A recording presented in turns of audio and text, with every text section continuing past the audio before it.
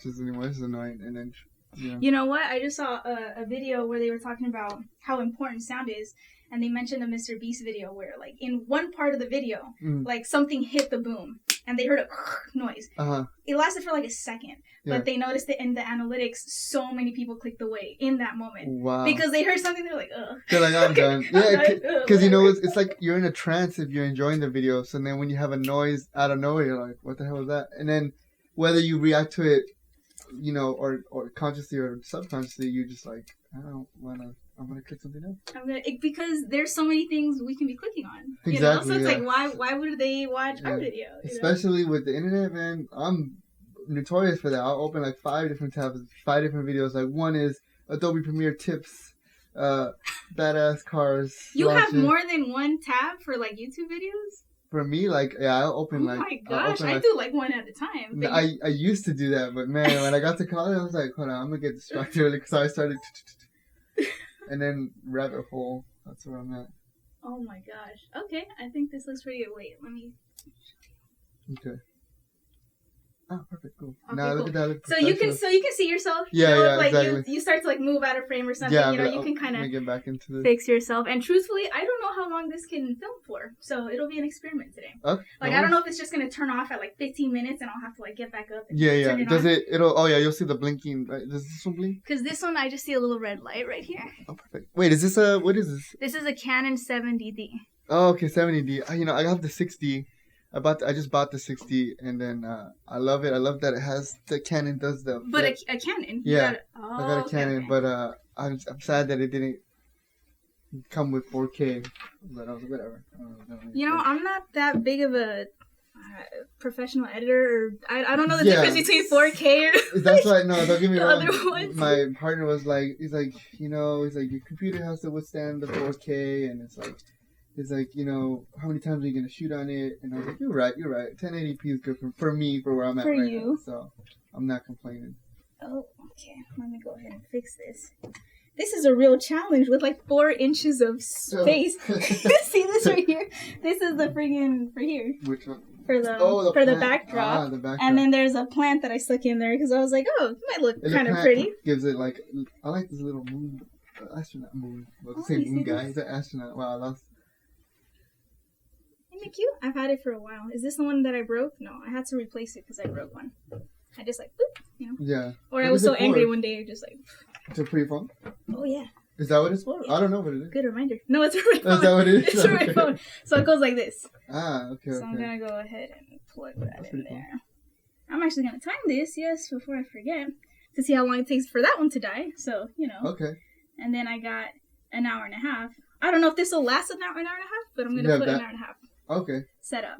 Just so that... Well, we can't talk forever. I'm sure we could talk forever, but I need like a time limit. Yeah, you gotta have a beginning, middle, and end to shut it down, you know.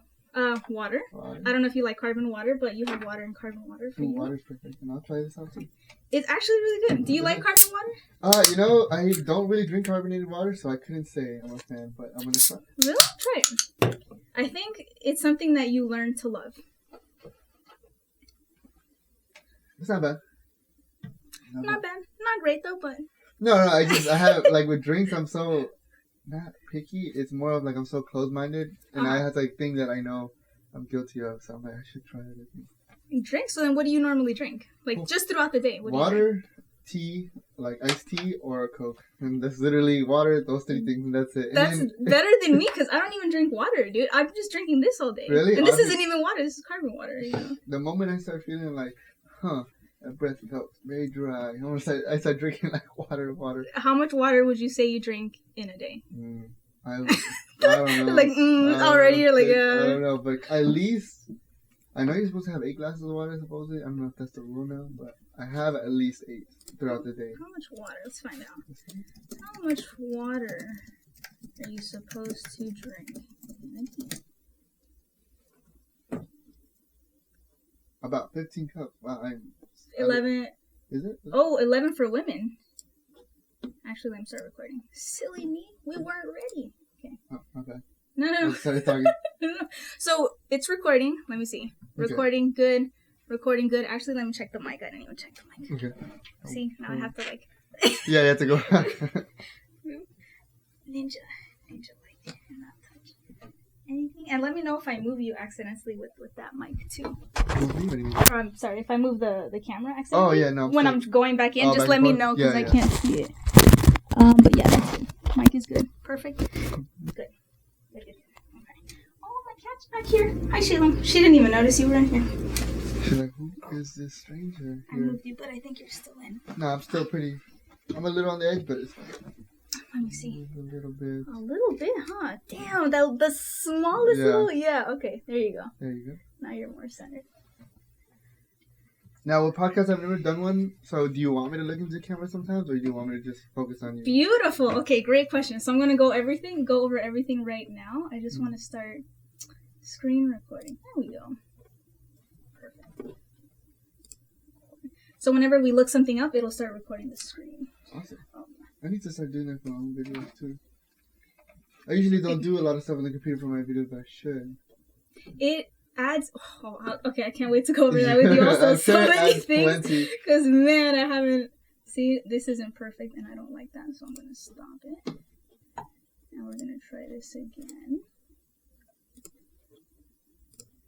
I'm such a perfectionist that it's a problem sometimes. No, that's a good thing, honestly. See that? I didn't like that. There we go. And that's awesome. You get to pick the little area on it. So that's so cool, right? Because then they won't see like all this, which is the bookmark stuff. And, what I'm clicking on, and then these are notes for me. So then they'll just see what I want them to see. Awesome. What I want them to see. Yeah. Yeah, exactly. Cool. We always, when it comes to videos and all that, this is what I wanted you to see. Well, that's how all videos are, right? Yeah. Like, in a way, videos are just pure manipulation. This is what I want you to see. This is what I want you to feel. This is what I want on the screen.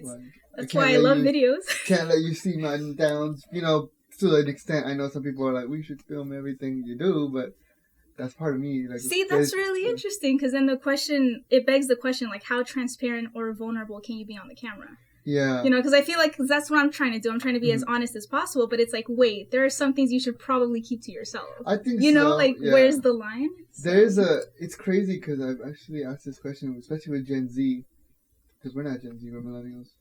Okay, I just learned. I think Gen Z is past 96. Oh, yeah, definitely not. Yeah, so wait, what year were you born? 91. Yeah, I was like, okay, good. I was born 93, so it's okay, you're getting there. Yeah.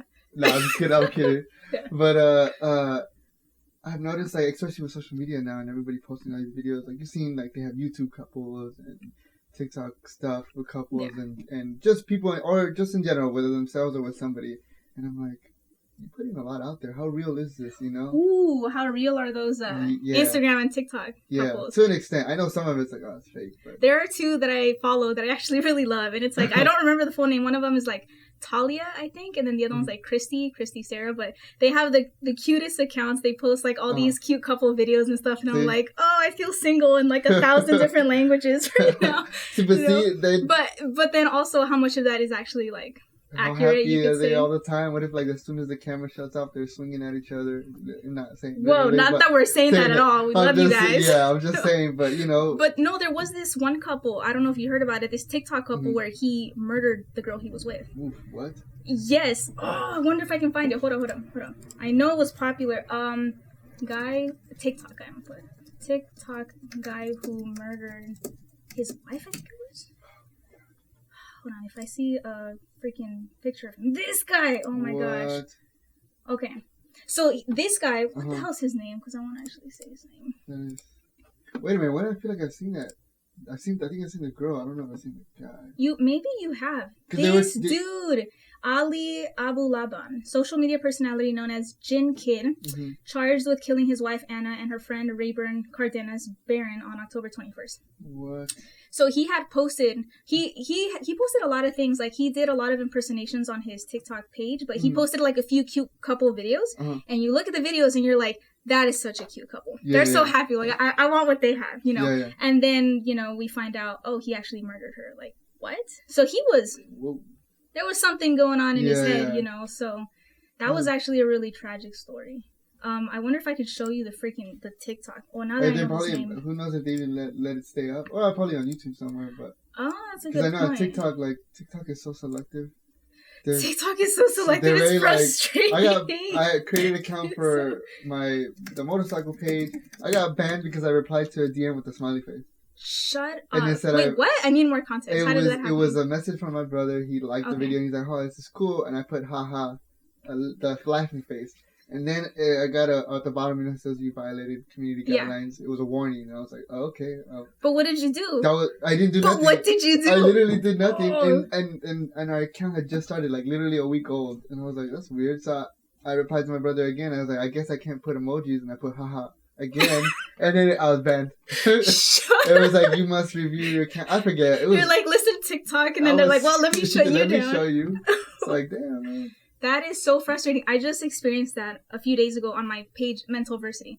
So that's where I post mental health support, motivation, and education. Yeah. And so that one, I'm really excited because one of my videos took off recently. So it's at like 18,000 views, which is huge for a very, very small creator, non-existent person. It's like, it gets me so excited. But that video, when it was at about 6,000 views, so the very next day I had gotten 6,000. I'm like, it's blowing up, it's climbing, yeah. And then like a few hours later, community violation guidelines. Like you violated our community guidelines. Yeah. And I was like, what did I do? And then I click on the notification and it says for bullying and harassment. And I was like, oh yeah, I didn't click. I don't know. Yeah, I got so heated. I was like, I was not bullying anyone. I looked at the video again and again and again. I was like, this is a Jordan Peterson podcast. He did talk about the Columbine kids and the tragedy. And he was saying how they were bitter to their core and that's why they did what they did. And they had like a bunch of diary pages and stuff like that. And I was like, yeah, that makes sense that they would do that because they were bitter. Like, to me, that was a fact. I didn't know that was a non-negotiable or a negotiable, like, factor or something. And so when they said for harassment, I was like, was I harassing the Columbine kids? Because I was saying that, not Jordan Peterson, but I posted it, so I, like, endorsed what he was saying.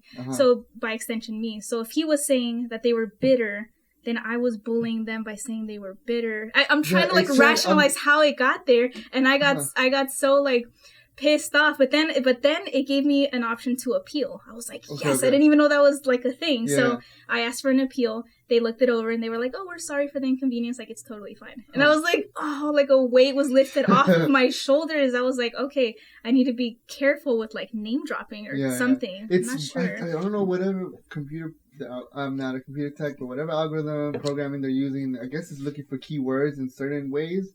So that's what it could have been. It could have been like a computer. Yeah, because if they look it over, and then a real person. Yeah, they look it over. Yeah, like it's the same way. Like I think when you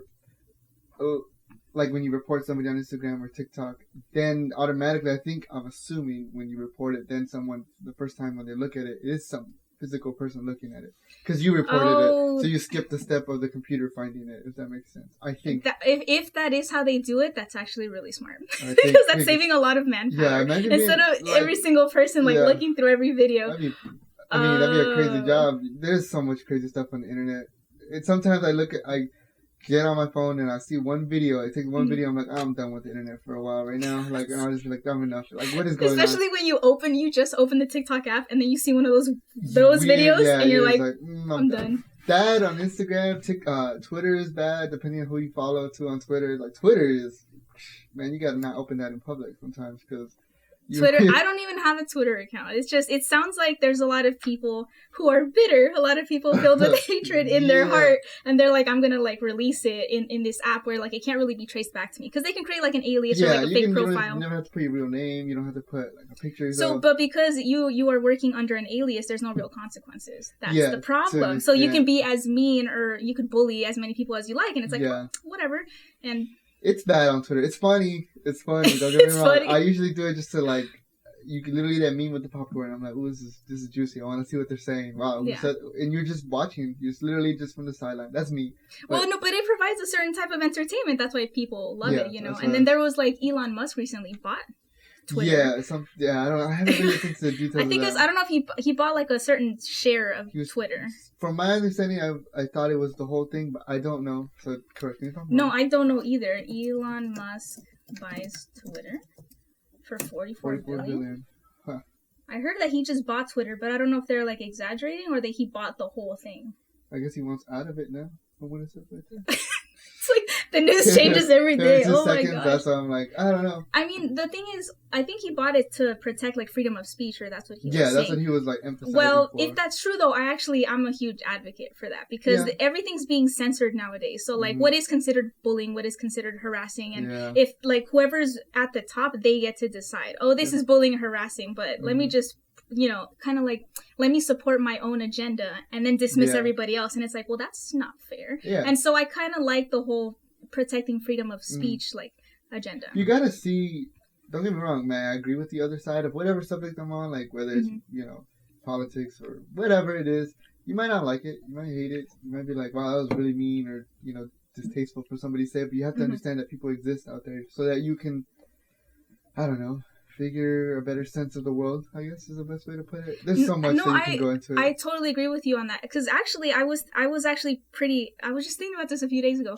A few years ago, I used to be pretty arrogant. Because I think what's happening with politics specifically, like there's group A and group B and they're going up against each other and they're each so prideful and so arrogant that they each think that they're right, and I think that's the problem because they're not open to listening to the other side. And I'm like, what would happen, hold on, bear with me, if we just sat down and actually had a civil conversation where we respected each other? Maybe we don't see eye to eye, but we respect each other, and we can actually like come up with a compromise or a solution that we hadn't thought of before. But before, like a few years ago, I used to be on like one of the sides and I'm like, I'm right and you're wrong and you're dumb, and right, that's how people think, that's how people are. And so I saw a Jordan Peterson video that kind of like changed my mind with that. He said, okay, I'm going to paraphrase because he said it so much better. But basically, he said something to the effect of, we need both sides because in order to prevent ourselves from going to the extreme right, we need a left side to kind of pull us in. To prevent ourselves from going to the extreme left, we need a right side kind of pulling us in. So we can kind of find a middle ground. Without the other, we're just going to lean over here or lean over here. So we kind of need each other for that middle ground. When he said that, that absolutely like shattered what I used to think, and that totally revolutionized the way that I actually look at the world, because I used to think I'm just right, like I'm right, you're wrong. It's so easy to think that, but then you're like, wait a minute, maybe I need you to put me in my place, like maybe I'm wrong about this thing and you see something in my blind spot. What fell? Something I heard it. An earring fell. Oh, is that what it was? How did that fall? Wait, this one? Yeah. Hold on, I wonder if I doubt I can do this without a mirror. Let's see. Nah. Not even gonna try. No worries. Okay. I can do this. There you go. Okay. Actually, I didn't even go over the friggin' rules. Yeah, I was gonna say we gotta go. Sorry, we can start talking. Okay, so let me do this one real quick. Obviously, you're gonna stay respectful, but it's just something that needs to be said. So let's both stay respectful. If you say something that I don't agree with, or I say something that you don't agree with, let's just try to remain positive, but feel free to disagree with me, obviously, and feel free to express your opinion, but like no fighting, no eye scratching, none of that stuff. That won't be tolerated on my podcast. Obviously, you wouldn't do that, but I feel like that. No, but that's a good. You gotta establish it. You still gotta put it out there. It just needs to be said. And then the other thing is, we are going to get like deep and personal. I might ask you some questions about your past and stuff like that. If I ever ask you something that you're not comfortable with, just let me know. Like, it's as simple as, you know what, I don't really feel like talking about that right now. And I'm like, okay, cool. Or you can say off the record, and then you can answer the question, and I just want to include it in the podcast. Yeah, I'm cool. So just know, like, those are your options. You're not like stuck here. You don't have to answer everything I ask you. I'm like, we got half an hour in. Let's see, what else did I want to say? Other than that, I'm totally okay with tangents. Like, this whole thing was a tangent, but it's beautiful. No. Let me finish. But it's awesome because tangents are like where the magic happens. So I don't want to like have an agenda and then force it to happen, and then you're not interested in the topic, and turns out I'm not interested in the topic, and we're just talking just to talk. No. Okay. So even if I have an agenda and then the whole hour and a half goes by and we were talking about God knows what, I'm totally cool with that. That's my point. If it gets to like a topic where I'm like, I'm not interested, they're not going to be interested, I'll just deviate back to what we had. So everything that happened just now was awesome. Just so you know. Okay, cool. Other than that, did you have any questions before we technically get started? No, that's pretty much, I'm cool with that. I like it. I feel steady, comfortable. He likes it. He feels comfortable. Okay, cool. I want to make sure that my people are comfortable. Oh yeah, no, definitely. It's a podcast. That's what you don't want to be like. Imagine you're like forced against your will, and you're like trembling. I'm like, answer the question. On my foot. No, I'm just kidding. You're like looking at the camera. Help. Like help. Okay, so let's get started with a few questions. Let's see. So this one was something that was lingering in my mind. What is the most recent piece of advice that you've implemented in your life that has been a game changer for you? I'd have to say self-discipline. Ooh, what do you mean by that? I know, like, everyone says, oh, self-discipline. I mean, it's easier said than done. For real, it's really easier said than done. Mostly, I attach it to just, personal actions and career-wise, what I'm trying to do, and just make sure I have an overall good life. Okay. Because, you kind of go day to day if you have a day job, whatever it is, and you just do your job 9 to 5, clock in and out, go home. Most people eat, drink, eat their food, go to sleep. Next day, 5 days in a row. It's like, you're just a drone. So going back to what I'm saying, self-discipline, I was always just going in that path. And to me, I felt like it was just, it's just what you have to do, but I'm not happy. So I left that world, and it's hard when you're free from it because now you're like, I can do whatever I want. And then you start deviating from that, and then you're just having fun. Then you're not doing what you need to be doing. So it's like self-discipline is something that, for myself recently, is try to make the small goals and try to get there. If not, you're just having fun. It's the same thing if you're just working as a drone. You can't have too much of both. You have to find a middle ground. Interesting. So, discipline to keep me in the middle. So, I totally agree with that. Is there anything that has helped you stay disciplined? That you do, like a morning ritual or like? I guess to get more into my psyche, I never really thought of therapy as something appealing to me when I was younger. I didn't have enough education to really understand it. I come from, Latino parents such as yourself. I'm sure parents that come from certain places of the world or generations don't have the idea of what a therapist really does. They're like, that's crazy people. What do you mean? What are you so sad about? You're alive. Your life is fine. Yeah, it's like, it's not invalidating how you feel. Like, exactly. wait, this is exactly why I'm going. Okay. So I would say therapy, I started doing that in the last year and a half. So I was like, it has been able to just, maybe she was just listening to me. Maybe, whatever it was, she helped me a lot, and it's pushed me in the right direction, and I'm loving it, honestly. That is so awesome. That deserves the highest of high fives. That's what I'm saying. Oh my gosh, yeah. I get so excited when people say like, "Oh, I'm going to therapy." I'm like, yes, that's amazing because it's such a huge tool for you. And a therapist is like a mental health professional. Yeah. A professional. Job. So that's their job. So if you're like trying to lose weight and you go to a fitness coach, it's like you go to a fitness coach because they know what they're doing and they can help you lose weight. So if you're struggling with your mental health, you go to a mental health professional who can help you with your mental health. It shouldn't be like, there shouldn't be such a stigma around it because it just makes sense to me, why somebody would go. Cultures, so many things. It's just, I can't speak for everybody, but I just know that, it could be whether it's your parents, love, relationship, whatever it is. There could be issues that you're dealing with and, that negate you from going that way. You just sometimes, it's hard. It took forever for me to finally say, all right, that's enough. So then what was preventing you before? Was it like the stigma around the it? Stigma, and then you just grow up in that way for such a long time, you don't think that you need it. Like, I can figure it out myself. That's such a deadly phrase. I can figure it out myself. So, don't get me wrong. I have, not all the time. You can't do that all the time. Stop saying that. But there are times where I do that, but then I use tools that, they were given to me, and I'm like, all right, let me try to figure this problem out. Whatever it is, small or big. So definitely that's where I'm at right now. That's so dope, dude. So how often are you going? Like once a month, or is it like every week? It was probably once a month. I actually recently stopped because I felt like I reached a good place in my life. Unless I start regressing and I start feeling like I start doing actions that are, no self-harm, none of that stuff. But actions that I don't think are, how do you call it, positive in my life. Then I feel like if I need to go back. But as of right now, I feel like I'm going in the right direction and I'm good.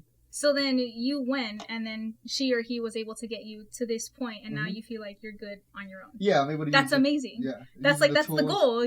Like you don't want the fitness coach for the rest of your life. You want them to teach you certain tricks so you can do it yourself. And I think it's the same thing with a therapist. Pretty much, yeah, I agree with that. Wow, dude, that's dope. So my goal is like in the future, because it's not in the budget like right now, but in the future to go to a therapist. I'm so excited to see one, but I can't see one right now. But I want to. It's crazy. The first time you go, you're like, what am I doing here? Like, but then I don't know. I've heard some not horror stories, but I've heard some negative stuff about some therapists. So I will say for sure, this does play a big role. Is gender in the sense of whatever gender you feel you are, and also ethnicity or race does play a factor because obviously I'm a Latino male. I've always thought this, even with doctors, you know. Long story short, I remember I had one insurance, and then I got sent to a Korean emphasized doctor. Nothing wrong with, I'm not saying anything, but she didn't understand a lot. Language barrier was one. And then two was like, she doesn't really understand some of the things, the questions that I was asking for. And it's like, obviously, because I'm a Latino male, completely different. There's just different things. So that's one thing I would say. If you have a chance to look at who you can pick, try to pick someone around your, maybe somebody similar to you, if that makes sense. Because, for example, let's say, I can't speak for black people, but I'm going to say, like, let's say a black male, black woman dealing with certain racial issues, goes to a counselor to try to deal with that, or a therapist, and then gets a white male for a black female. Who may not be able to relate to those kind of struggles. You know, there might be struggles that they're not going to be able to help you the best. Not because they don't want to, it's because they really don't understand.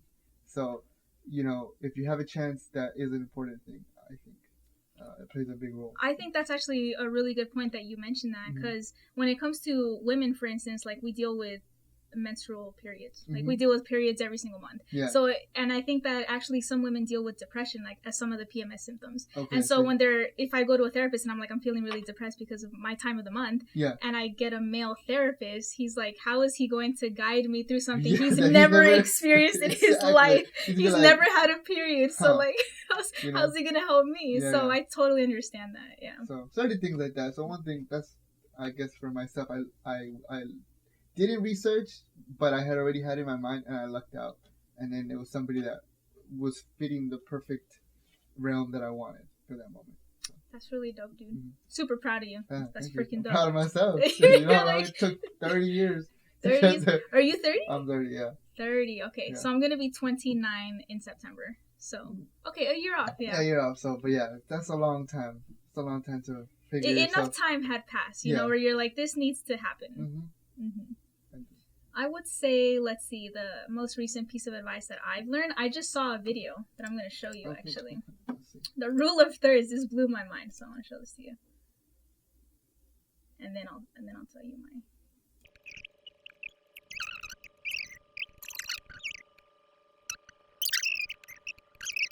Oh, I knew it. So smart. Well, actually, it was a dumb mistake that I made, and I figured it out. Okay, so let's do it again. After a particularly challenging, my Olympic coach told me after a particularly challenging workout where I could not hit my splits before going to the Rio Olympics, that was okay.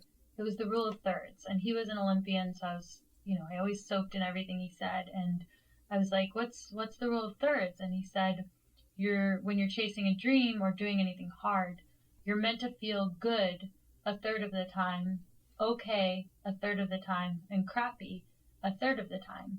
And if the ratio is roughly in that range, then you're doing fine. So today was the crappy day along your dream chasing. Right. And if the ratio is off, like you feel too good all the time or too bad, then you got to look at if you're fatiguing or not trying hard enough or pushing yourself. So I think with those days that you're talking about where like creativity doesn't come or doesn't feel great, you still show up because maybe that's your crappy day, but it doesn't mean that you quit the goal. It doesn't mean you freak out. It means that you show up and live through that crappy, that dip because you're chasing a dream and you're doing something hard. So I need to learn that, lighting and creating a mood inside a room. I don't do that yet, but I need to get there. Well, you know what? I need to learn that too. So if you ever come across videos or anything, send them to me. If anything, we got to work together some way. We do, because it's such an art form. Like I only realized it when I tried to light a night scene, and I thought it would be as easy as pointing the freaking light to the actor, and I was like, something about this isn't right. And then I kind of like remove the light, I add it, I remove it. I'm like, why doesn't this look like what I see on TV? It's because there's a light in the background, there's a small light here, sorry, here. I was like, okay, I don't know any of this. So page I follow on Instagram that gives me a lot of examples like that. It's called Learn Filmmaking. Is what it's.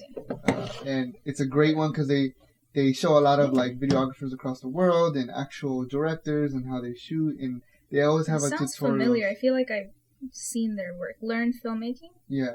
Oh, I see them. You see, I follow them. They're really cool, and they have videos where they'll show you like how to create lighting, and they'll show a diagram like this light pointed this way and this and this. It's an art form to create that scene where if you know it's cinematic, it feels heavy, you feel emotionally tied to it. Because it's crazy.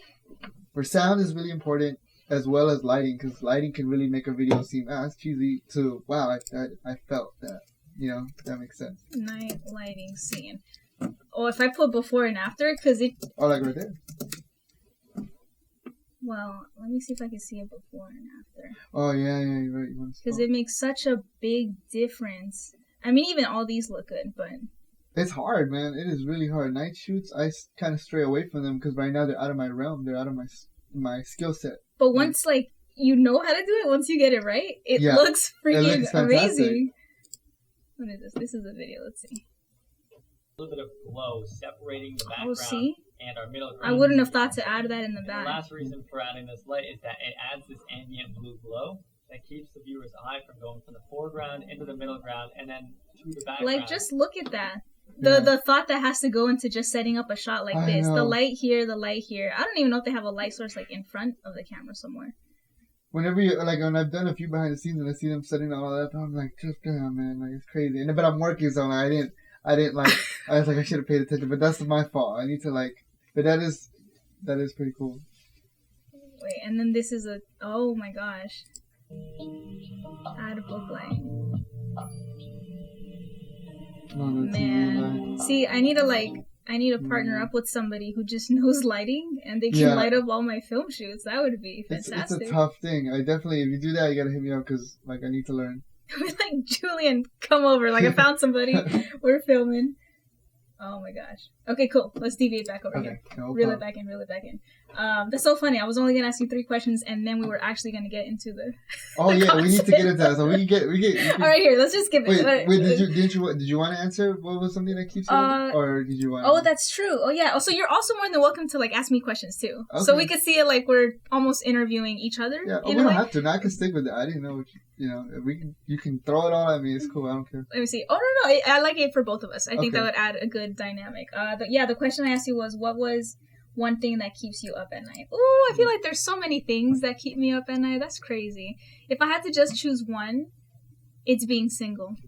Really? I don't like that at all. And I was thinking about this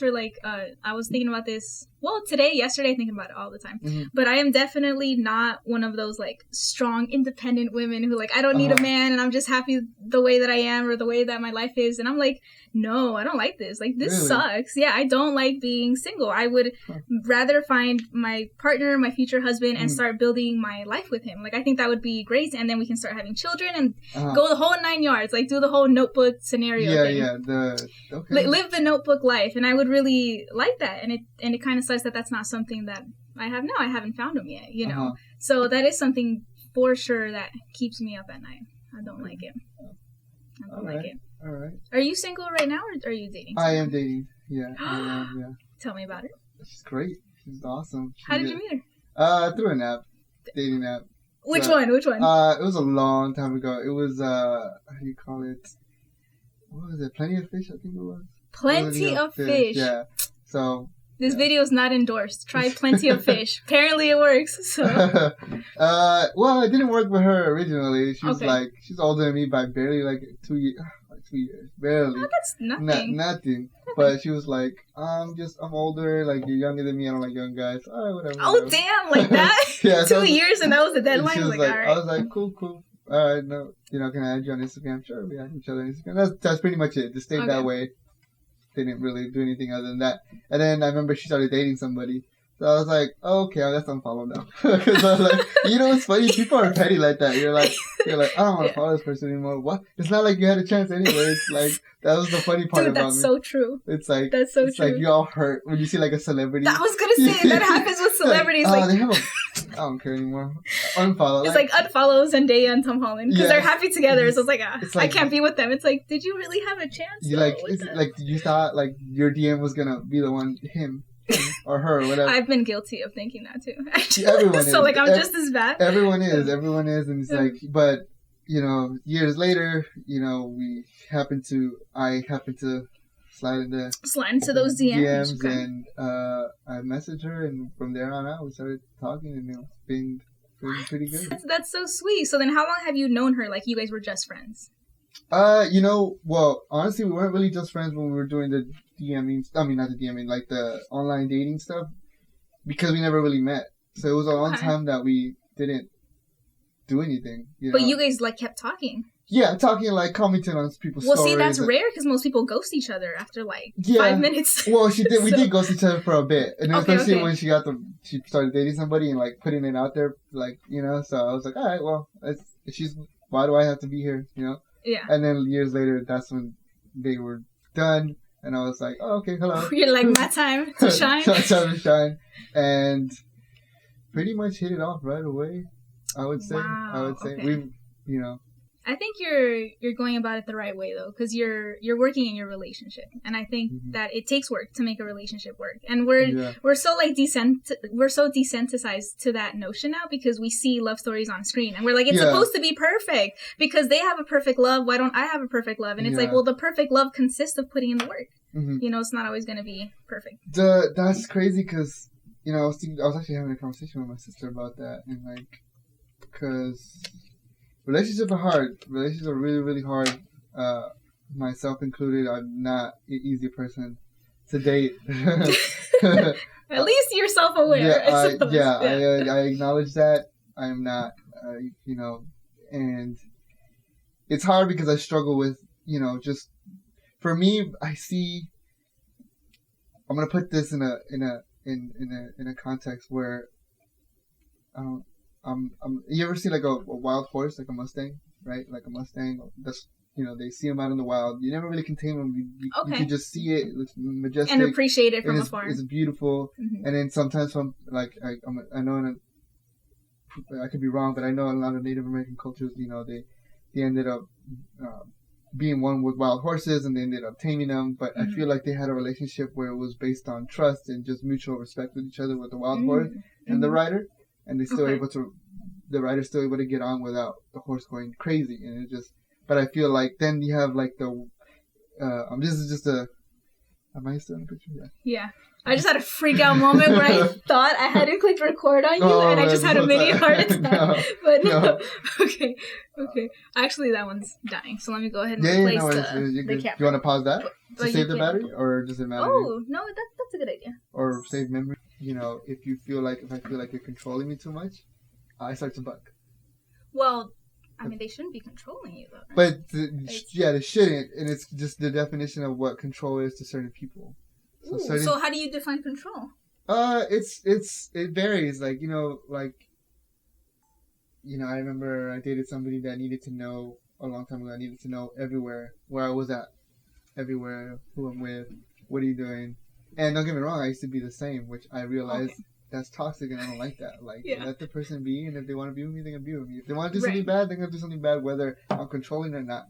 Right. That's what it is. Humans are that way. Right. So I've been very, very, I've learned to forgive not only myself, but other it like, it just happened, and you got to let it be. If you just give them the attention and love that they want at the moment, or for the duration of the relationship, whether it's months to years to forever, if you give them that, I feel like they're going to give you that in return. I could be wrong. There's a lot of people that will take advantage of that, yes. But I'm just saying, like, I think if you do that with mutual respect within each other, the relationship can go a long way. But if you get overbearing and too controlling, personally, with my own personal experience, because I used to be that way, they end.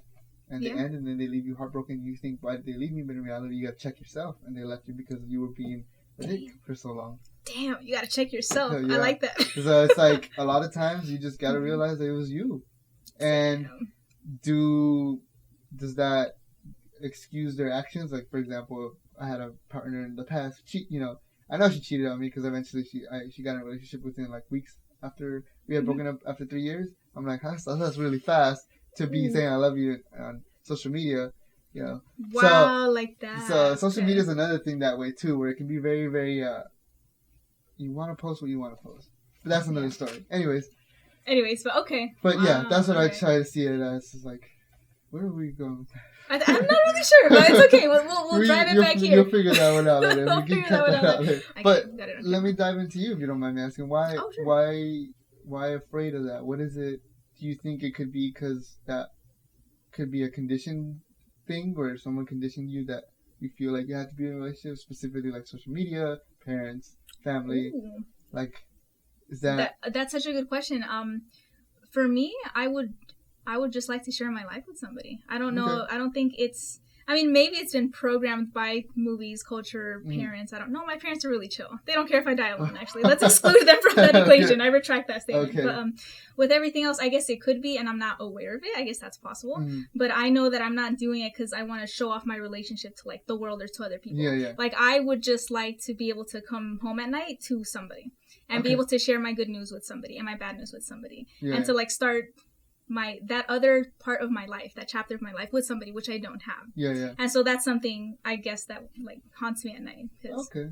I can see that. I don't. It's I've heard I've heard that before. Before other people, because I've always questioned that myself. Because for a long time I thought that's what I wanted when I was younger. But then you go through a couple of relationships personally, not speaking for everybody, but. Then I just stopped looking for relationships. I mean, that's probably part of it, too, because I've been single for, like, 16 years since high school. So I haven't been in relationships. Oh, okay. So I know a lot of people who jump from relationship to relationship, they're like, at one point, you know what? I should be on my own to figure things out. That is true. I've been on my own for 29 years. So, like, this has been my life. I dated somebody for 2 weeks in high school. Excluding him, I've been on my own for 29 years, single. I've gone on dates and stuff like that, but single. Not like it's been official. Nothing that's lasted past 3 weeks, let me put it that way. So, one guy in high school and that was it. And then other than him, single for 29 years. And it's like, I've been on my own. I feel like I've done the growth needed before I enter a relationship. Okay. And so I feel like I'm at that stage where I should find somebody. Like, I wouldn't have been ready 4 years ago, for instance, or even a year ago. I don't think I would have been ready. And I think that's fine. But at this point, I'm like, okay, I think it's time where I start dating. I was going to say settle down with someone, but I haven't dated. So, like, I don't even know how that works. But, like, it's time to start dating. But I just have to find what I'm looking for, which I haven't. So. Okay. Well, I would suggest... It is meeting people. I mean, going out, leaving the house.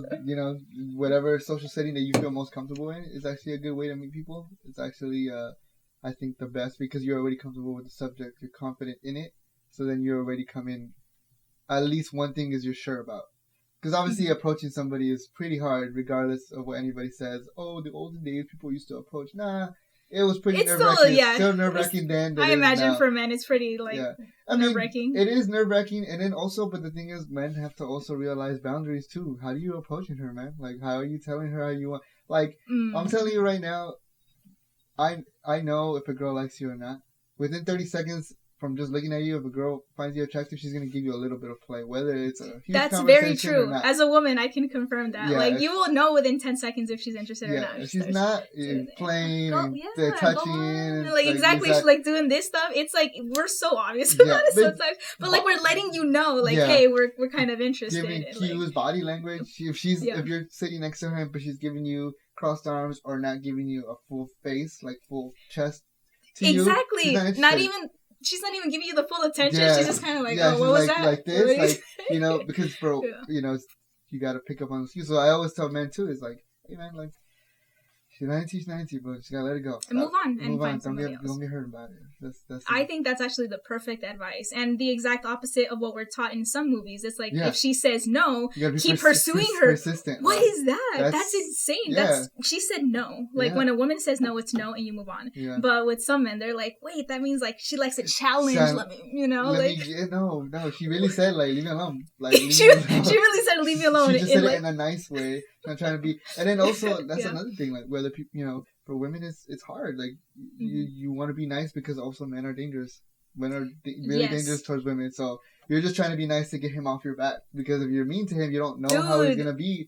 My sister tells me that all the time, and I always give her advice. All right, don't try to fight back in the sense, if you feel like he's getting a little awkward, try to manipulate him in a way where he's like, he gives you that space so he believes you and get out. Get away. The fact that you know that just shows that you have high emotional intelligence. Like, it's so impressive hearing that from you, from like a man, because you're seeing the woman's perspective. Exactly. I am like terrified of most men. I'm not even gonna lie. Scary. Like, I try to like stay away from them, not really talk to them because they can be really scary. So I used to work at a sex offender treatment facility. I think I told you that. Conversation about that. Yeah, and so that really opened my eyes to like how can I say rapist? that really opened my eyes to what sex offenders are like. Yeah. You know, because I learned a lot working there. Well, one of the things I learned is that they look very average. Like, I thought that I had a good sense of character or judgment, and I can just tell when something is wrong. But these guys were polite. They were very nice. Some of them very handsome. And so you would never think, like, oh, he's done these kinds of things to a younger, like, a girl, by the way, not a woman, a girl. And so I never, like, sensed anything off about them. And that, like, shook me to my core. That, like, opened my eyes. Like, okay, I'm not gonna have this innate sense of this person is dangerous. It could be anybody. It could be the guy next to you. And so many of these guys, like, I would see them walking on the street, like, off the clock. And I'm just thinking, yep, that's you living your life, doing what you normally do, and nobody would ever suspect that this is something that you did. And a lot of them were personable, and they were nice, and I'm just like, one time, like, this one guy, he was really nice. He was, like, flirty or whatever, but I ignored it. But he was really nice, and he would strike up a conversation, and I would think, why is he even here? Like, it just kind of, I was so curious, and so then I got out his file, like, this really thick file, and I looked, and I was like, oh, you did that to a 9-year-old girl for 3 years and didn't get caught. Wow, okay, and then I would, like, close it, and it's just moments like that where I'm like, this kind of opened my eyes to the dangers of the world. And and it is men. It is men. 97% of our clients were men. 3% were women. So it is. Yeah. You gotta just be mindful, and it sucks. It's like, and that's why I don't really feel really too bad. Before, when I was younger and I didn't have the knowledge of it, I'd get mad, like, oh, she's so stuck up. She didn't say what I want. You know, she didn't. Excuse me. Respond to my advances in the sense like, hey, I want to take you out. Why don't you want to go out with me? You know. Yeah. But I learned, and I was like, no, she just didn't want it, and that's okay. I'm so glad that you see it that way, because that would be terrifying if I said no and a man continued to say, like, why not? Like you know, start getting closer. I'm like, you are scaring me. Like, please leave me alone. It sucks because I hate that. I hate that. I had an incident where I was living in Riverside for a few years. I was going to school out there, and me and my sister are really close. We're only 4 years apart. She was walking our dog. And then a man started following her, and she called me on the phone. It was the most terrifying thing I could ever feel, because I couldn't do anything, and I was so far away, and I was just telling her how to do this, how to do that. You know, nothing happened, thankfully, but it's frustrating, you know, and it sucks that I have to tell her certain things to, you know, react a certain way to just get away. Get away. Like, just, that's what I need you to do. Avoid the situation. And if you have to manipulate him in a way, or you know, kind of lie, you know, just to get him off your back, you know, just do it, but just get away, because you don't know.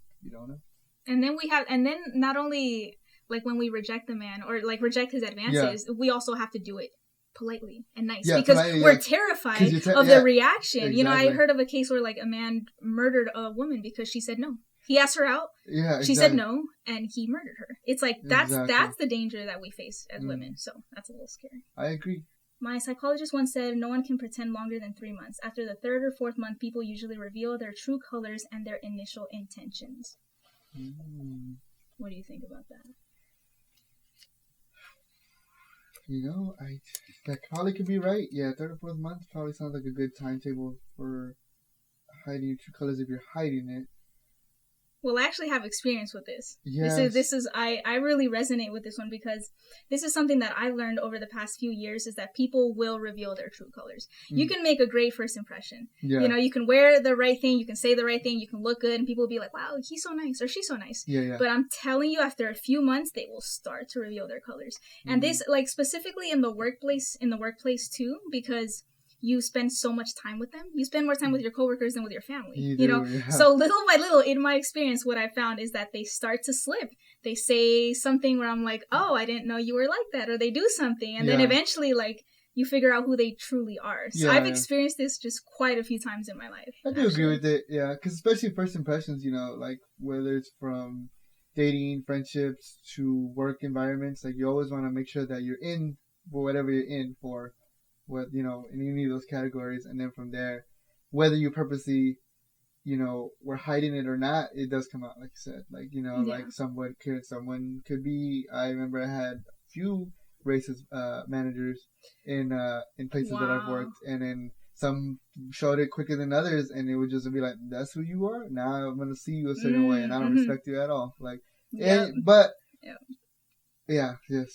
it happens. It happens more often than you think. Yeah. I don't know why we are here, but I'm pretty sure it is not in order to enjoy ourselves.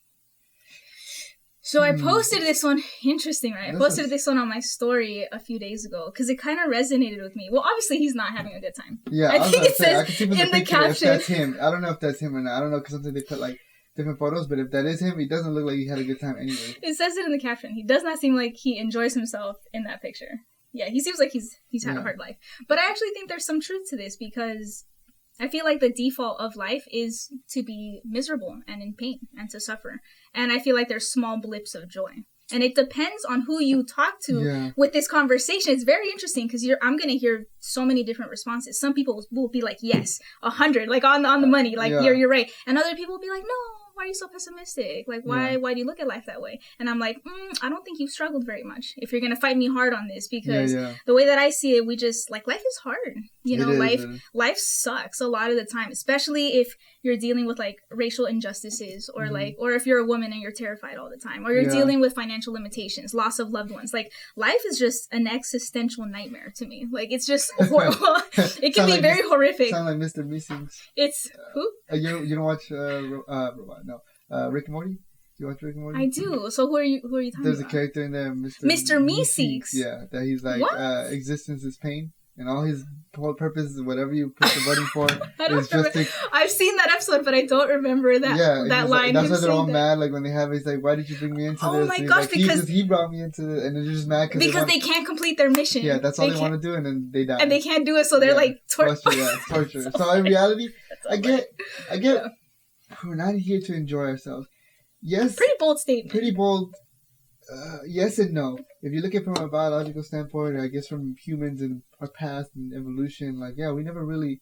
I don't know if they were enjoying stuff. You know, I don't know. Because they were just, I gotta eat. I gotta kill that animal to eat and get its fur and keep myself warm, keep my partner, my kids, or whatever the relationship is with your group of people alive. And you die. You die from an injury. You're just consistently fighting for your life. So I don't know how much joy came out of that. They might have found joy, when they see the baby or they see whatever. Animals do it all the time when they have certain joys, certain things, like a dog playing in the dirt loves it. Why? It's dirty. Why? But it's just, Oh, okay. So we'll just let it run. Okay. And we have 5 minutes left. We have 5 minutes. You have to say something meaningful in 5 minutes. Okay, hunter gatherers, and you don't know if they had it. Yeah, no, I don't know if they had it, but I know animals now enjoy some sort of enjoyment one way or another. A puppy playing, it's basic, but they're enjoying themselves. And then after that, they do everything else to just make sure that it works. To make sure that they survive. They survive. Begging you for food, for example, they're crying or they're like showing a lot of emotion. Humans personifying like, oh, he's happy now. He's doing it because he's trying to get that food that he's looking at. So how much do we? That's what makes us different from other animals is that we're able to put conscious into things. We don't just live to live. Quoting Food's Gone Wild.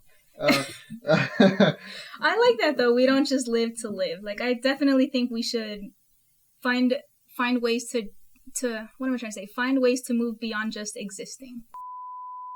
Let me say that again because I kind of mumbled. Do you see the beauty in life or do you just exist? I think that perfectly sums up this entire conversation, actually. Like, from beginning to end, this is a nice way to end it. Because we're finding reasons that go beyond just existing, so we have to be able to find meaning or create meaning. Right? So I think this perfectly captures what we were trying to say. Unfortunately, in her death, we were able to celebrate with each other for quite a bit. For like a month or so, we kept seeing each other. Something that we don't often do. So in one sad part of life that's, we equate to sadness and pain, it brought joy one way or another. So, I see beauty in life. There's a lot of things, and then that's what makes us human, that we're able to acknowledge the beauty in life. We put beauty into it, because if not, we're just being animals running around, eating, pooping, and that's it, mating. And very well said. I love that. I'm really sorry about your grandma passing. Were you closer? Not too much. Like, I did. I loved her great, but language barrier, I don't speak Spanish well. But I did love seeing her. She loved me. She was always a fan of me when I would show up, always asking for me. So I was close as I possibly could be. I wish I could have been closer, but I don't regret not being closer, if that makes sense. It's like, it does make sense. I acknowledged our relationship, and it was great, and I don't regret anything. I think what you just said is a perfect example of something that Jordan Peterson has said in the past. He says, like, we tend to make things worse than they need to be. And we do, and I don't know why we do that. Right? Like, here's a bad situation. Let me just make it 10 times worse for myself. Let me go through a self-destructive cycle, and then this will make these 3 problems 10 times worse. Dude, and it's like, crazy. I've been guilty of that too. It's like, why do we even think that way? And so I love how you're saying that, unfortunately, your grandma passed away, but it was able to bring your family closer together. So that could have easily gone the opposite direction, where like everybody's fighting, everybody's blaming each other, and like finding reasons to be angry with each other, maybe to like cope with the pain. And so that could have been like a total disaster, but it wasn't. You guys took the other route, which I think is really beautiful. Yeah, that's right. It could have gone the other way. A couple times it kind of did, but overall, like it was nice. It was nice, you know. And then like my cousin just brought a brand new baby girl into the world with his partner. I don't know what to say. Wife, girlfriend, baby mama, whatever it is. Excuse me. That's true. His partner. That's I was gonna say partner, but like there's a new baby girl. Grandmother passed, but new baby girl, no family. So it's kind of like one of those things. Oh, that's sweet. You know, so a life goes, but a life comes. I mean, so he's happy. Personally, myself with kids, it's like, congratulations, buddy, from a distance. Are you not like, you not a fan of kids? Or like, you know, there's days where I do, and there's days where I'm like, man, F them kids, man. Like, I don't like that. So you go back and forth. Yeah, I go back and forth. But I do see myself having kids, yes. But I'm not like overly, I need it. You know, I don't. Well, you got time. You know. You know, they always say that. I feel like women have time too. Obviously, I know biologically it's different. I know it is, but I feel like there's been studies going on that women can't have babies at later stages. Obviously, I'm a man, so I can't say. But I know there is.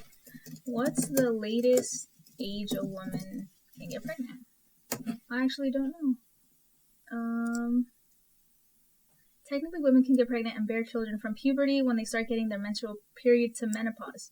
Okay, so to menopause, the average woman's reproductive years are between the ages of 12 and 51. Yeah. 51.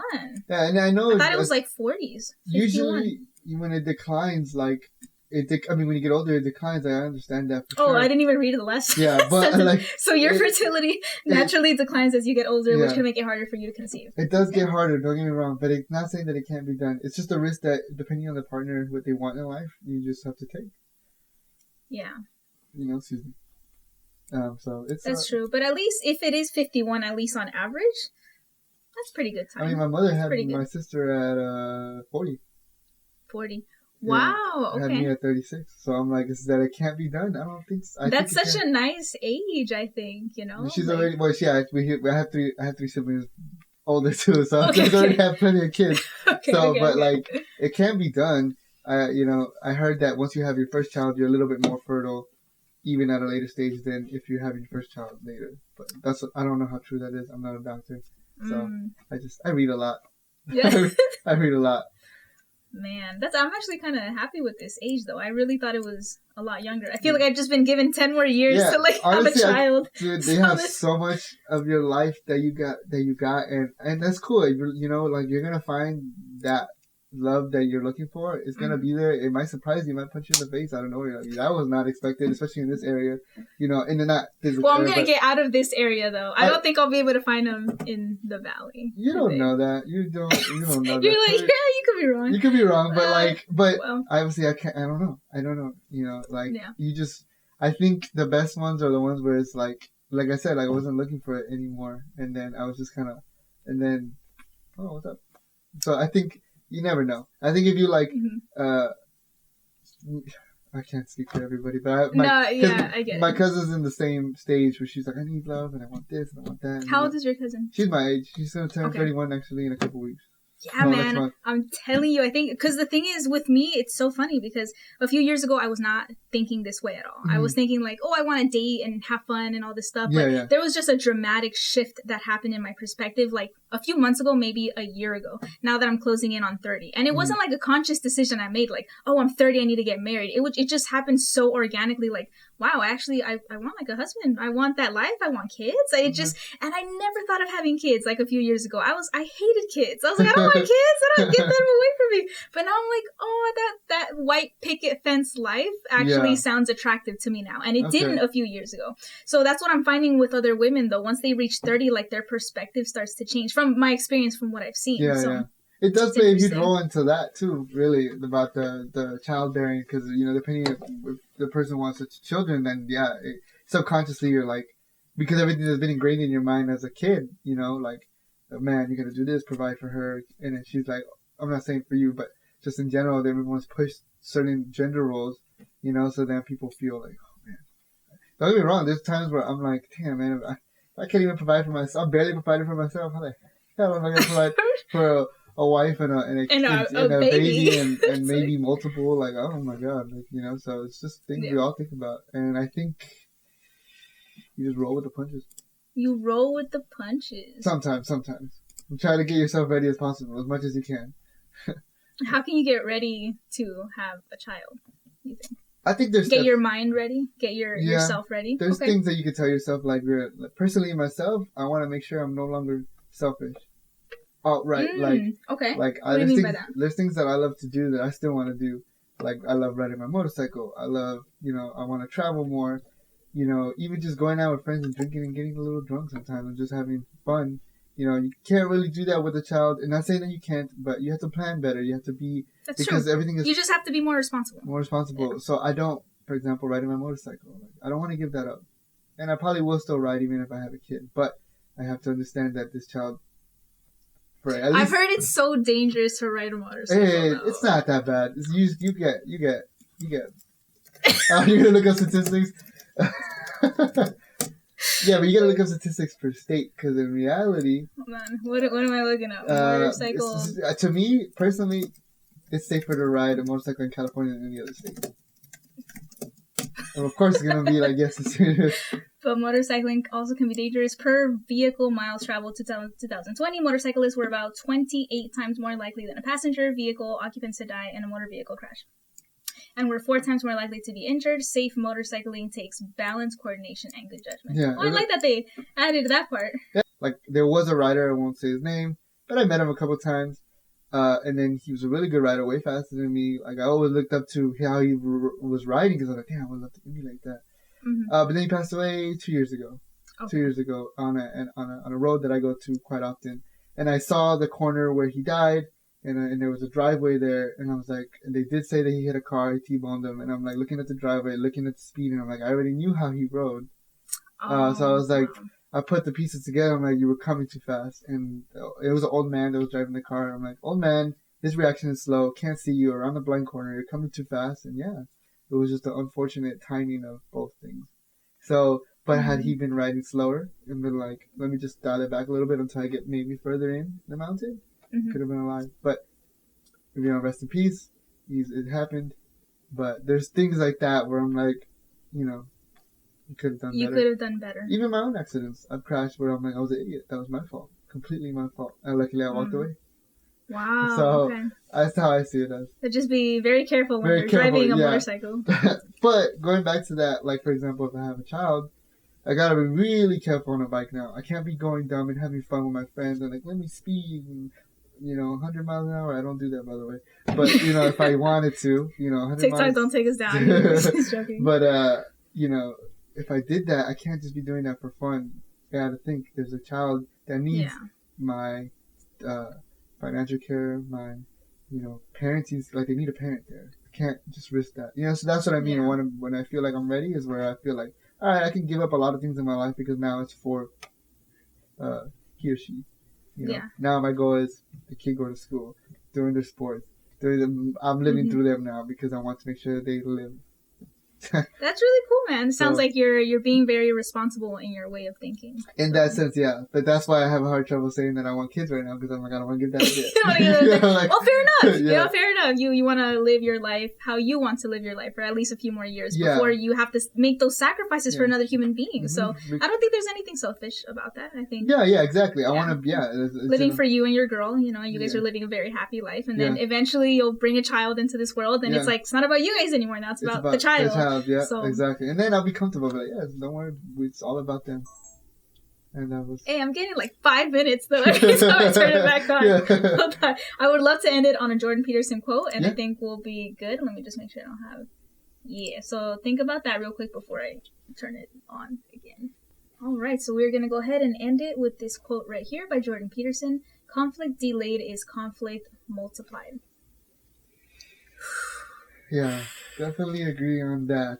I think he's so good. I just want to mention this real quick. He's so good with his words. He knows how to be just pristine. He knows how to like capture a whole thought, like a few sentences worth of a thought, and he captures it into like 5 words. 1, 2, 3, 4, 5. 5 words. Conflict delayed is conflict multiplied. Like, he's saying so many things with that one sentence. I mean, this man like really impresses me. That's crazy.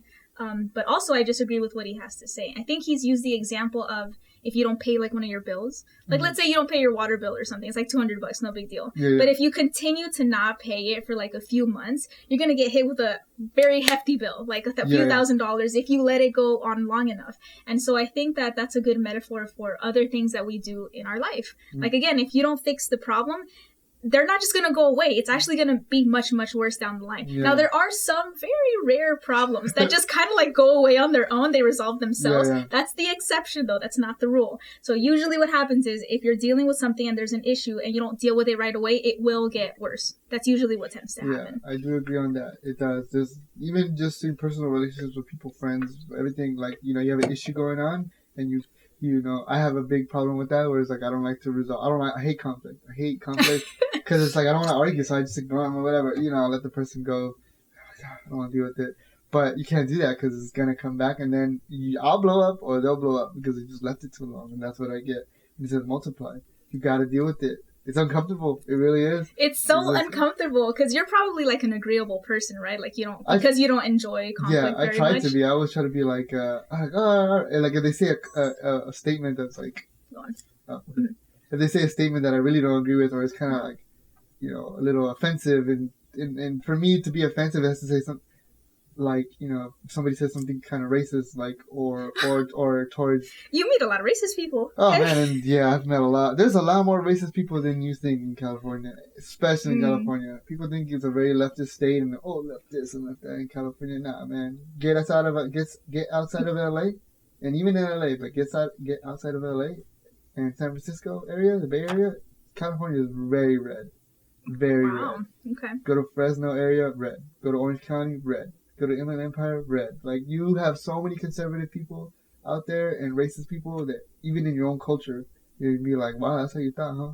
Damn, it sucks when it's in your own culture and they're giving you, like, a bad name. Yeah, exactly. You know, like, if it's in your own nationality, your own religion, your own group, whatever it is, and there's other people giving your group a bad name, that's always such a slap in the face to me. I'm like, really that's not how all of us think. You're really making us look bad. Yeah, exactly. But it is what it is. But going back to that, the issue is, it multiplies. You got to deal with the problem. You know, you're asking for a raise at a job and you're like avoiding it, you're never going to get the raise.